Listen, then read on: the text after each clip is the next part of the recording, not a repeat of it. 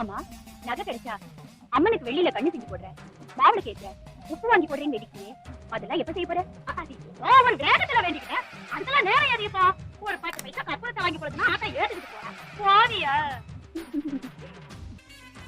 பஸ்ஸா வச்சிருக்காங்க, பஸ் நாய் பிடிக்கிற வண்டி மாதிரி. அம்மா ஏண்டி இடுப்பை பிடிச்சிக்கிட்டு பிரசவ ஆஸ்பத்திரிக்கு போற மாதிரி இப்படி வந்து நிக்கிறீங்க, என்ன ஆச்சு உனக்கு?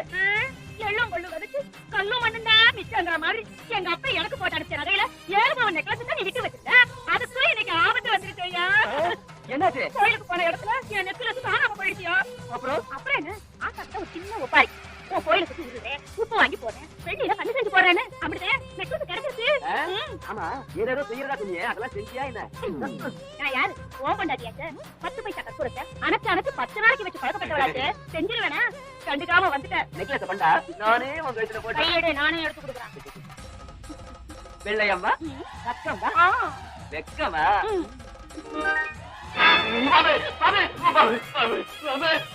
என்னையா என்ன பாம்பா? நெக்லஸ் தானே கிடக்குது, சரியான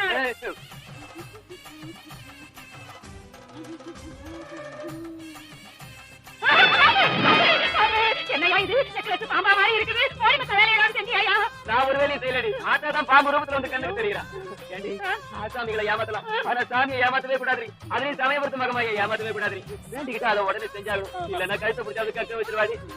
தாயே மகமாயி, சமயபுரத்து ஆட்டா, நான் வேண்டிக்கிட்டபடி வேண்டுதல நான் உன் சன்னதியில வந்து செஞ்சிடறேமா தாயே, என்ன மன்னிச்சிடுமா.